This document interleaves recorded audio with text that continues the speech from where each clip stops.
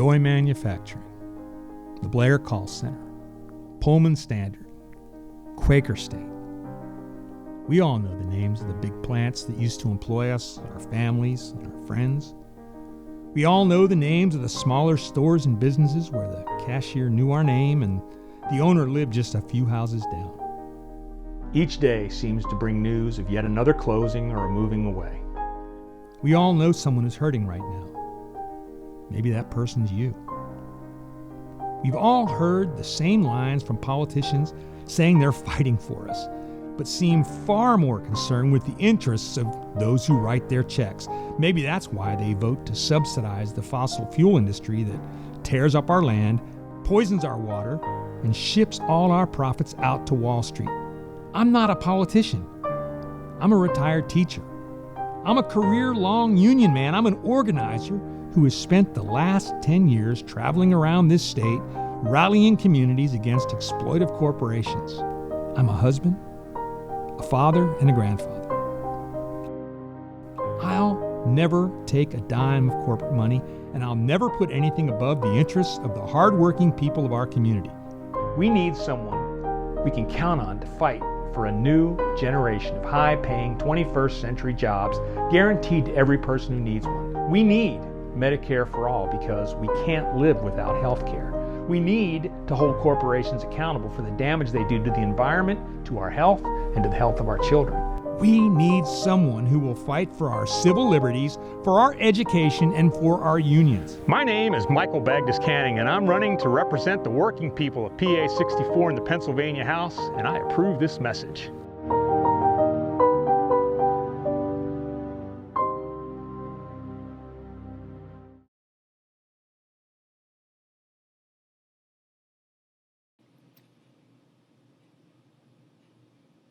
Greetings. This is Ed Grystar, and I'm here today to enthusiastically endorse the candidacy of Michael Bagdes-Canning for state legislator in the 64th District. I met Mike 5 or 6 years ago as he was contemplating a run for the Butler County Commissioner, and I told him that as a native of Butler County, which I grew up in Butler, and as the former president of the Butler Labor Council for 15 years, and knowing that Mike was on the Cherry Valley Borough, I enthusiastically encouraged him to make a run for the county commissioner. It was a precedent-setting run. He raised a significant amount of money on a grassroots campaign. His message got out. He built networks, and he was able to achieve something that people never thought was possible in Butler County. Why? People assume that the rural areas are incomprehensibly Republican and people will not move in the direction of positive thinking and moving the results in the direction of the Green Party. Well, I think Mike's campaign disproved all of those falsities. And in 2016, he also ran for the state legislative seat that he's currently running for now. In that time, there was a Democrat running, and Mike still ran a principled campaign on the same issues of jobs, healthcare justice, environmental degradation, student inequality, lack of educational funding. All those issues are still there today in 2020. In fact, the political vacuum that exists in this country is astounding. Every one of the issues that Mike is campaigning on has a majority resonancy. It resonates with the citizens of Pennsylvania and in whether a rural area, urban area. We need to build a movement of everyday people that will work in the days ahead, the weeks ahead, and the months ahead, and the years ahead to ensure that those issues are addressed. They will not be addressed unless there are people like Michael Bagdes-Canning in the legislature that have the courage and the understanding to address them. Mike is principled, he's authentic, talks the language of everyday people. The Democrats have abandoned the issues of the working class of Pennsylvania. There's been cutbacks in education for 30, 40 years, decades. We need to have a understanding that we can't move forward until we discard the old ways of doing things. And this pandemic has brought clearly into focus the gross inequalities, the lack of health care for people, the lack of job opportunities, the fact that people are losing their houses and they're getting thrown out of their apartments. The future will not be bright unless we work to ensure that people like Michael will win and we make the conditions possible for that to happen. So I would also, in closing, say that Mike not only is running for office, but he's also working on a day-to-day basis to create that movement that's necessary. He's working with us now on the healthcare issues in Western Pennsylvania.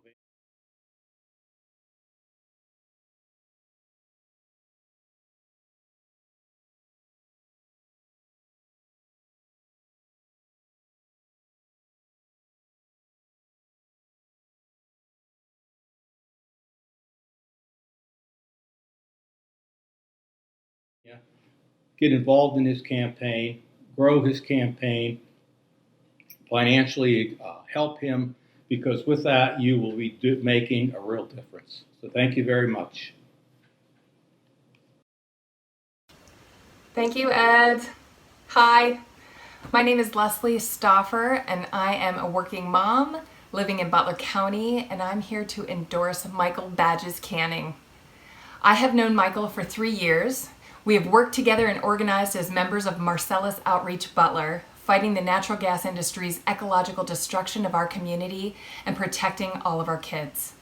As some of you know, Shell is opening an ethane cracker plant in Beaver County, which will need 1,000 gas wells every year to feed it.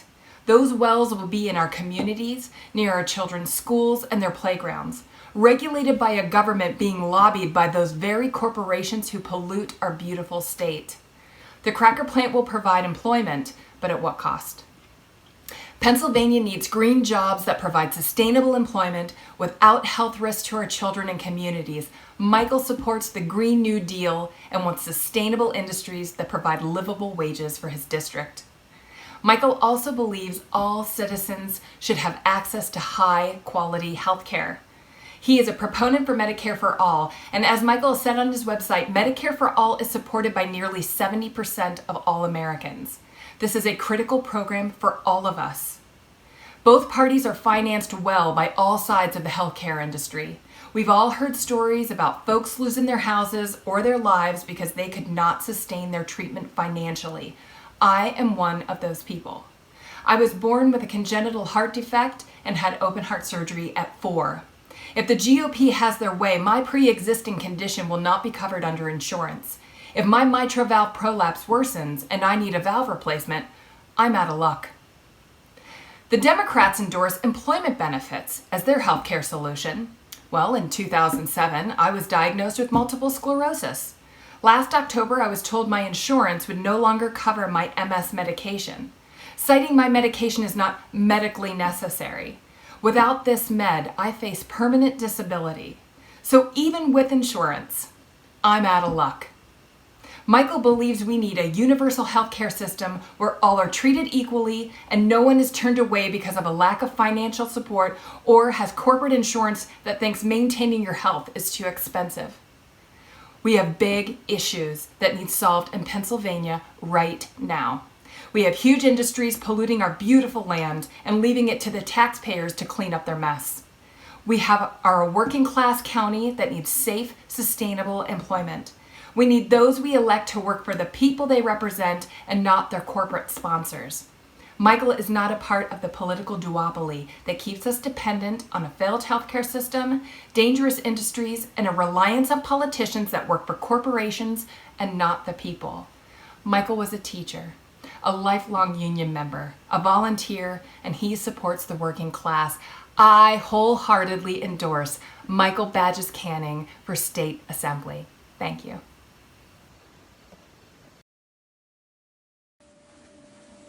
Hello, my name is Ellen Gerhart. I'm a retired special education teacher, and I live with my husband in Huntington County, Pennsylvania.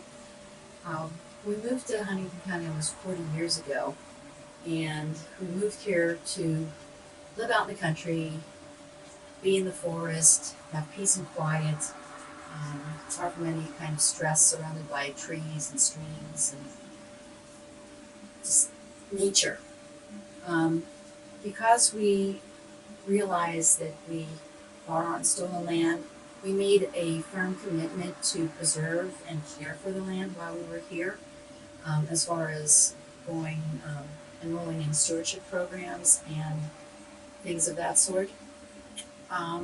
Unfortunately, that all came to a crashing halt about 5 years ago when almost 7 acres of our land was confiscated by a for-profit corporation, Sunoco, aka Energy Transfer Partners.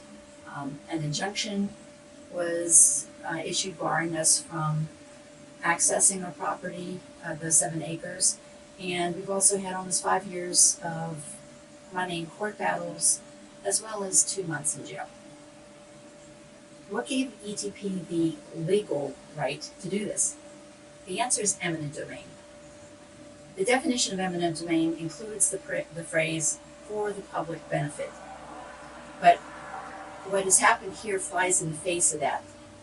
The product carried by this pipeline is destined to be shipped overseas for the production of plastic. It's not going to be used for heating homes. It's not going to be used for fueling our vehicles. Instead, this company has committed innumerable violations, contaminated private wells and public waterways, and flagrantly ignored regulations and standards while constructing a dangerous conduit through wetlands, streams, and residential neighborhoods. Corporate interests have superseded those of the people, and current laws give them the right to do so. ETP has also used the court system to bolster their taking of land. While cases were proceeding through the courts, this company continued its path of destruction. When citizens have attempted to halt construction, the courts upheld the legal rights of the corporation over any legal rights of the property owners. In our case, Sunoco was granted an injunction which effectively barred us from accessing all 7 acres. I was arrested for indirect contempt of court and sentenced to 2 to 7 months in jail. During this time, while I was incarcerated, Michael and many others supported me with cards and letters. I first met Michael when we were beginning our fight against the Mariner East 2 pipeline. He has been a staunch supporter of not only this fight, but also other fights against corporate arrogance and entitlement. He has been tireless in his efforts to put people first over industry. Michael is the epitome of the type of person we need in office. Someone who has a deep commitment to the people and not to special interests. I feel blessed to have Michael as a friend, and I urge everyone to support his campaign to bring common sense and compassion back to government. Thank you. Hi, I'm Mel Packer. I'm a resident of Southwest PA and a veteran of social justice struggles and campaigns, most of those in the Pittsburgh area ever since Martin Luther King was killed on my 23rd birthday in 1968. Now, my experiences in those struggles, which range from union democracy battles in the Teamsters Union to anti-racism work to the battle for a clean environment, plus my own working class background, have taught me a lot about human behavior, plus the economic and social systems we live with and how to size up others as to whether or not they're in it for the long haul. Are they someone we can count on? Some years ago, while heavily involved in helping to organize and build the anti-fracking movement, this school teacher guy from up in the middle of nowhere near Butler, Pennsylvania, popped up and became involved in that same movement. He, Michael Bagdes-Canning, now a Green Party candidate hoping to be your representative in the 64th District of the Pennsylvania Legislature, along with a couple of other like-minded folks, managed to build an organization called Marcellus Outreach Butler, which continues to this day to raise consciousness, to build actions, and to involve people to create a clean environment for all of us. When Michael Bagdes-Canning first appeared on the scene, none of us knew whether he was a keeper or one who would do what he could for a brief period of time, then get distracted by other issues or even the demands of our personal lives, as happens to all of us. Michael turned out to be a keeper, fortunately, meaning one who's in it for the long haul and refuses to quit against what sometimes appears to be overwhelming odds. Now, you might ask yourself, why does Michael do that? Why does Michael Bagdes-Canning get up every morning of his life determined to do the right thing? Why, in the face of attacks by moneyed interests with the support of government agencies, does Michael still stand up and say no? It's really quite simple. In my lifetime and with my experiences, I've literally met thousands of people, mostly good people, ethical human beings, not inclined to harm others. But every once in a while, one of those people stands out in a way that inspires us to do better, to become better human beings, to understand that even those who do not appear to be with us today may yet be with us someday if we have some patience, principles, speak the truth, and have faith in our fellow working class human beings. Michael Bagdes-Canning does all of that. His positions on the environment, our economic system, all forms of discrimination, and public education mark him as a man willing to take the battle to those in power, to speak truth to power, but most of all, to speak truth to all of us every day of his life. I could go on endlessly about Michael's positions on various issues, but let me just comment on public education. As you may know, Michael Bagdes-Canning spent his entire adult life teaching in the public education system.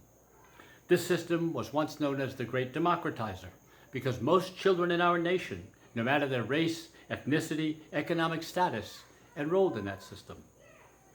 While there's always been grave faults in that system that continue to this day, not the least of which is racism, it offers most children a chance to learn, to grow, to experience, and to be with others unlike them.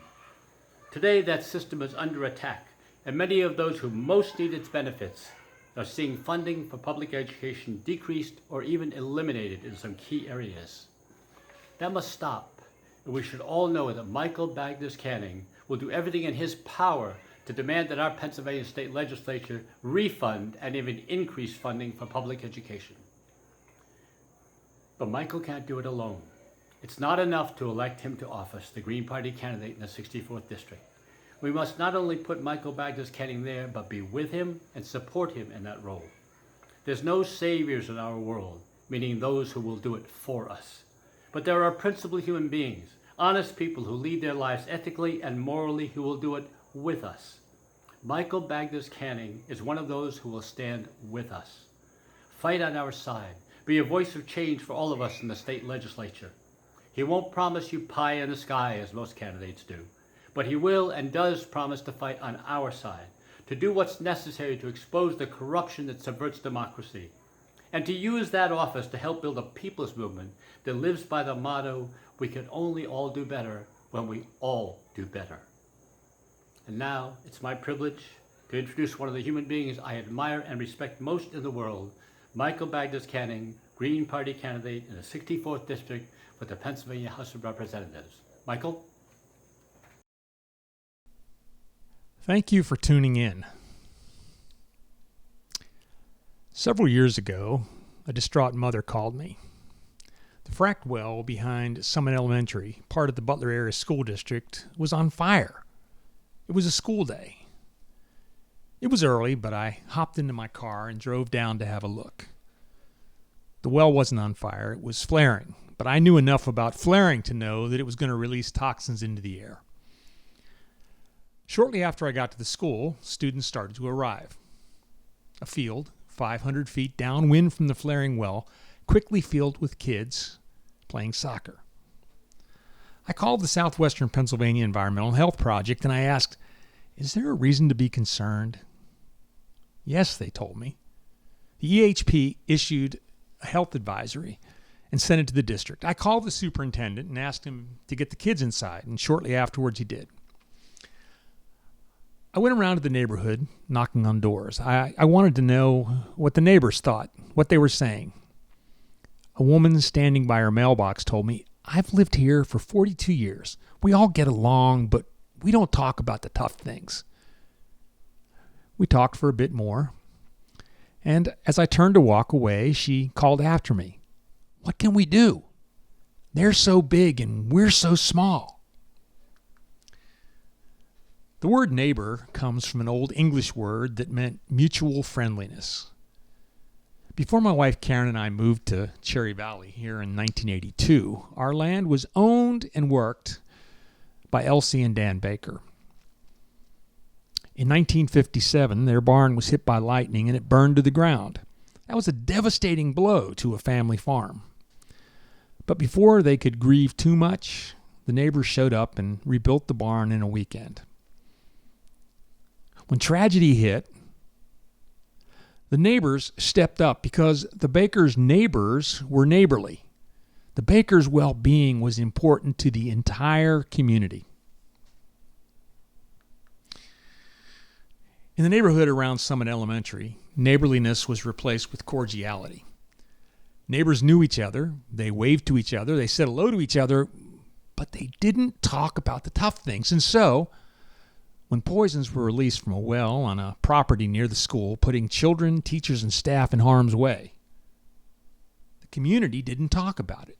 Now, I'm sure the neighbors cared about the children, but something had happened since 1957. Many people in my generation grew up in homes where a family could function with just one income. Now, and there were lots of good-paying jobs, family-sustaining jobs. Farming was still a precarious vocation, but small, diversified farms were the norm, and farmers survived without crippling debt. Few got rich, but they could live comfortably. And when it was time, children would work in the same places that their parents had. Or they would go to school and become teachers or business people or lawyers or doctors. They'd take up trades, and kids that grew up on farms would take over the family farm. But the point is, many of those kids, they returned to the place where they grew up. The streets of our cities and towns were lined with local prosperous businesses. Our neighbor, Harold, was our mechanic. Gordon sold us our lawnmower and tires for our car.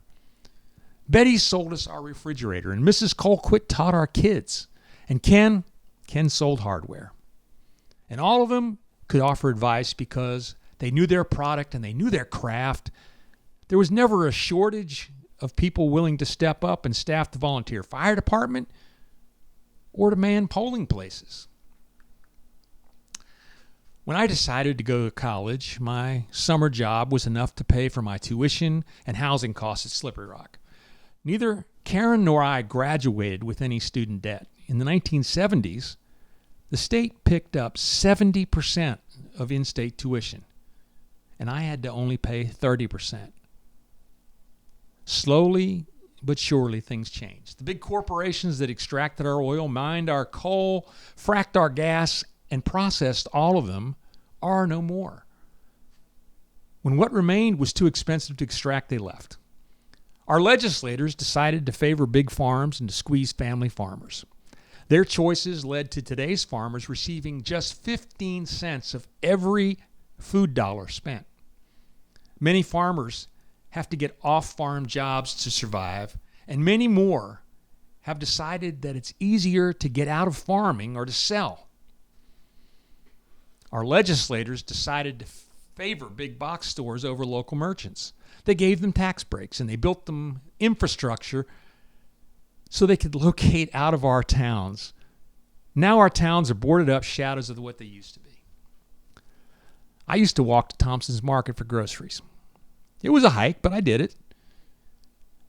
Now I have to drive to Giant Eagle, where Ken once suggested sheetrock dimplers and a coarse-threaded screw. Today, the underpaid workers at Home Depot direct me to aisle 7.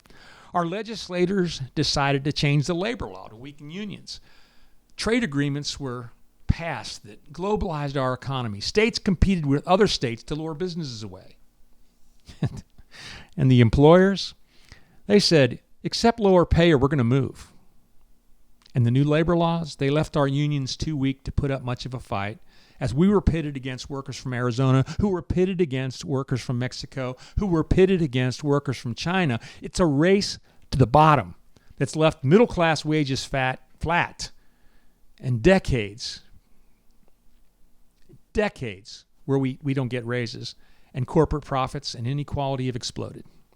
A single income is no longer enough to get by, so parents must work outside the home, shouldering the dual burden of child care costs, lost time with their sons and daughters. People don't have time anymore to volunteer at the fire halls, to serve in government, to work the polls, or to engage in mutual friendliness. Our legislators slashed education budgets, leaving some schools with leaky roofs and inadequate supplies. They stopped covering the bulk of in-state tuition while letting it skyrocket. And the mere 30% that I had to pay at Slippery Rock has become the 30% that the state picks up. Paying that off with just a summer job sounds like a cruel joke to today's students. I could go on and on. In the almost 40 years that I've lived in this district, I've watched it hemorrhage jobs and young people. It's time for that to end. Our communities are fractured. Many of us don't even know our neighbors, and fewer of us make decisions based on neighborliness because we just don't have the time. Decisions made by our leaders have robbed us of community. Let's revisit my friend at the mailbox. I've lived here for 42 years, she said. We all get along, but we don't talk about the tough things. What can we do? They're so big and we're so small. Yeah, we've lost our communities, but worse, we don't feel empowered to affect change. Election after election, none of the above wins. Since 1950, between 40 and 60% of registered voters choose not to vote at all in presidential years, and up to 80% in the years when we elect our local officials. That's not even including the folks who choose not to register at all or those who are prohibited from registering. But I get it. I get it. I've voted in every election since I was first eligible to vote, but I have rarely voted for a candidate that I was excited about. And too often when I did vote for a candidate I was excited about, I was sorely disappointed. And that's no accident. Our system isn't broken. It functions exactly the way it's been designed to function. Let's take a look at those rules. In Pennsylvania, it's completely legal for paid lobbyists to gift, bribe, anything to our state representatives. These lobbyists are routinely giving legislators gifts with things like vacations, sports tickets, and of course, endless whining and dining every single night when the legislature is in session in Harrisburg. Is it any wonder that legislators are more responsive to lobbyists than they are to their constituents?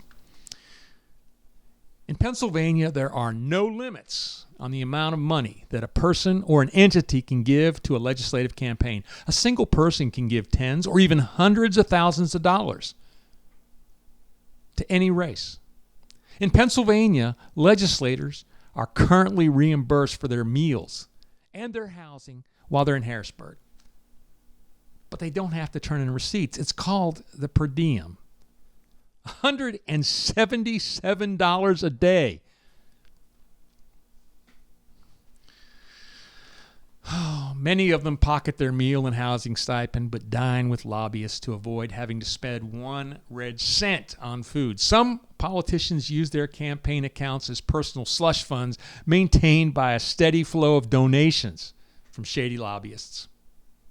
The lobbyists in Harrisburg, and there's one for every single legislator, do not feed and donate to our officials out of the kindness of their hearts. They expect something in return. In Pennsylvania, we have gerrymandering. Through clever partisan map making, politicians can predetermine election results. Instead of voters choosing their elected officials, our elected officials choose their voters.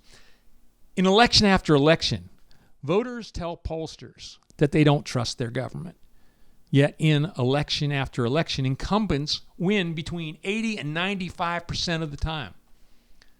This year, nearly 40% of voters don't even get a chance to vote their incumbent out, as gerrymandering has made their re-election so assured no one even bothers to run against them. Gerrymandering, that's rigging an election, plain and simple. What can we do? They're so big and we're so small. We can fight back. We are not powerless.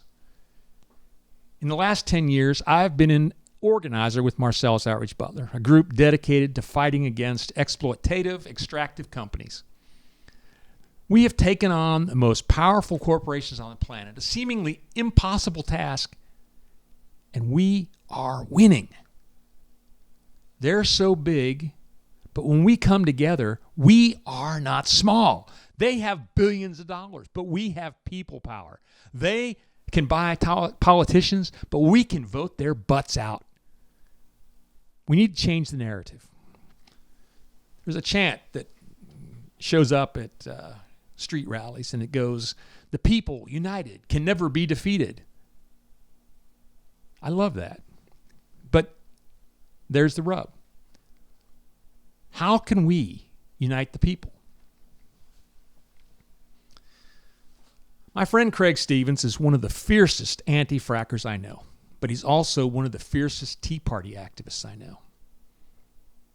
I was in D.C. for a Black Lives Matter rally in front of the Justice Department shortly after Michael Brown was killed in Ferguson, Missouri. I looked up, and there was Craig. I was surprised to see him there. The narratives told by the media say that Craig and I are on opposite ends of the political spectrum. But there was Craig, marching alongside me. And he said at one point, "Mike, you and I agree on 80% of things. Let's win those 80%, and we can talk about the other 20% at our victory party." Well, what do we agree on? Well, for starters, I think most of us, from the Tea Party to the Green Party, agree that government should be of, by, and for the people. Let's enact a gift ban. Let's outlaw unlimited bribery to campaigns. Let's get rid of the per diem. Our legislators are already handsomely paid. Let's demand that campaign funds only be used for campaigning, not for luxury vacations. If elected, I will push each of these items. Lee James has been in office for a long time, and he's never fought for any of them. I call on Lee James to embrace these reforms. Well, what exactly has Lee James done for us? When I met him in his office in Harrisburg a couple years ago, Lee said to me, "You're into that green stuff. I'm into business." Well, he may be into it, but he's not very good at it.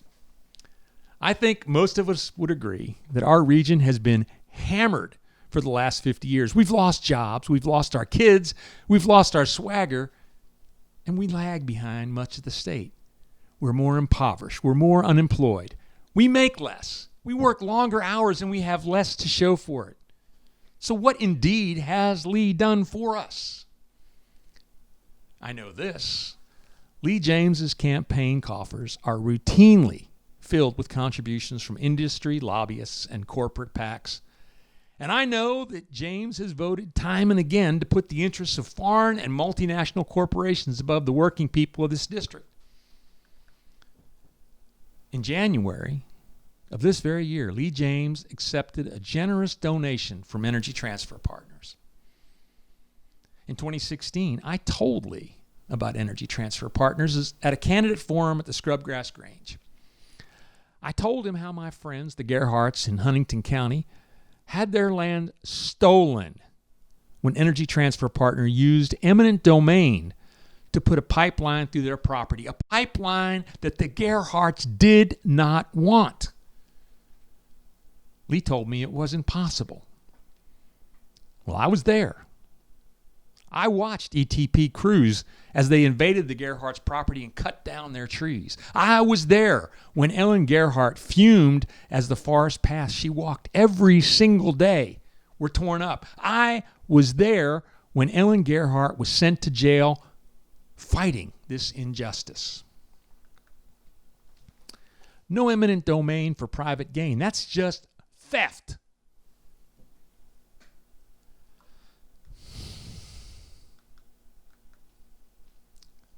That same company, Energy Transfer Partners, they have been cited and fined over and over and over again for spills, sinkholes, and blowouts in the eastern part of Pennsylvania. They are reckless operators. If any one of us were to drive as recklessly as they operate, often enough, we'd have our licenses suspended.